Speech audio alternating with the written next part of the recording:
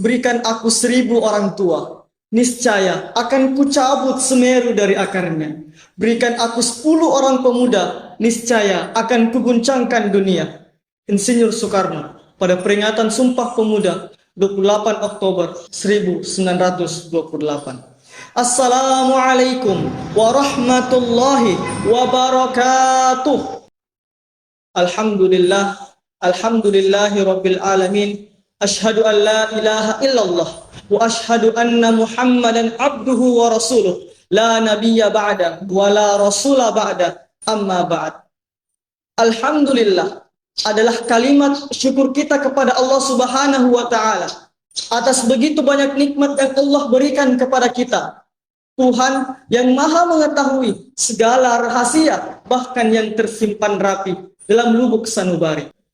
Salawat berbingkaikan salam semoga selalu terucap dari lisan setiap insan kepada kekasih Allah, baginda Nabi besar Muhammad sallallahu alaihi wasallam. Dewan juri yang kami takzimi serta teman-temanku yang dirahmati Allah Subhanahu wa taala. Masa muda adalah masa yang penuh dengan harapan, penuh dengan cita-cita, penuh dengan romantika kehidupan, dan penuh dengan kekuatan. Bahkan Allah Subhanahu wa taala mengibaratkan seorang pemuda dengan kekuatan. Hal ini menunjukkan betapa besarnya tanggung jawab dari seorang pemuda. Karena di balik kekuatan yang besar ada tanggung jawab yang besar pula. Dalam sebuah kisah, Nabi Shallallahu Alaihi Wasallam pernah memberikan tanggung jawab kepada seorang pemuda, Zaid bin Harithah, anak muda, tapi diberikan tanggung jawab yang begitu besar, memimpin pasukan Islam berperang melawan bangsa Romawi yang dikenal dengan Perang Mu'tah. Dari kisah ini kita belajar betapa besarnya tugas seorang pemuda untuk menjadi harapan bagi agama, bangsa, dan negara. Pertanyaannya kemudian, bagaimana menjadi pemuda yang diharapkan oleh agama, bangsa, dan negara itu? Pertama, pemuda harus mampu senantiasa mengimprove dirinya dengan ilmu pengetahuan.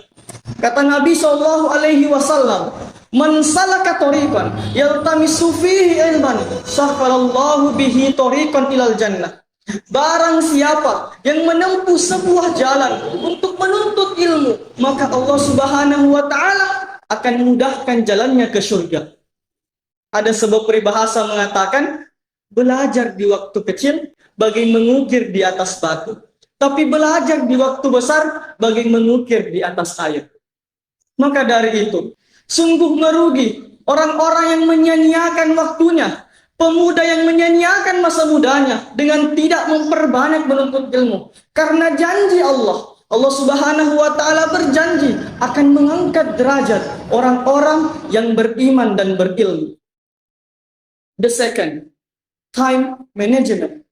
Pemuda harus mampu mengatur waktunya. Karena masa muda ini adalah masa yang sangat singkat. Dalam kehidupan dunia ada dua nikmat yang banyak dilalaikan oleh manusia. Ni'matani maqbulun fihi ma katsirun minan nas, as-sihhatu wal farah. Kesehatan dan waktu luang. Kita bersyukur kepada Allah Subhanahu wa taala ketika masih diberikan kedua nikmat tersebut. Karena itu berarti kita masih diberikan kesempatan untuk senantiasa memperbaiki ibadah kita kepada Allah Subhanahu wa taala. Pemuda harus senantiasa meluangkan waktunya kepada hal-hal yang positif. Kata Ibnu Qayyim Al-Jauziyah rahimahullah, beliau mengatakan, jika dirimu tidak disibukkan dengan hal-hal yang baik, maka pasti akan disibukkan dengan hal-hal yang batil. Ketiga yang terakhir, pemuda harus senantiasa memperbaiki akhlaknya. Allah Subhanahu wa taala berfirman dalam Quran surah Al-Ahzab ayat 21, A'udzu billahi minasyaitonir rajim.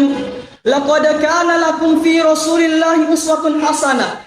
Sungguh telah ada dalam diri Rasulullah itu contoh teladan yang baik bagimu. Pertanyaannya, apakah pemuda hari ini telah menjadikan baginda Rasulullah sebagai idolanya? Teman-temanku sekalian, Perlu kita ketahui, kita tidak akan dihormati manusia karena kita yang paling kuat. Kita tidak dihargai manusia karena kita yang paling cerdas. Akan tetapi, kita akan dihargai, kita akan dihormati oleh sesama manusia, bahkan dimuliakan oleh Allah Subhanahu wa taala karena akhlak yang kita miliki. Terakhir, sebagai penutup, kita mengutip perkataan dari Syekh Mustafa Al-Gulayaini, seorang pujangga Mesir mengatakan, "Syubbanul yaum rijalul ghad." Pemuda hari ini adalah pemimpin di masa depan. Pemuda hari ini adalah cermin dari apa yang akan terjadi di masa depan. Bagaimana keadaan kita? Anak-anak muda Indonesia hari ini adalah cermin wajah Indonesia di masa yang akan datang. Untuk itu, pemuda harus senantiasa mempersiapkan dirinya dengan ilmu pengetahuan dan akhlakul karimah, serta harus mampu pandai mengatur waktunya. Demikian dapat kami sampaikan. Segala kesalahan mohon dimaafkan. Billahi taufiq wal hidayah wa ridha wa inayah. Assalamualaikum warahmatullahi wabarakatuh.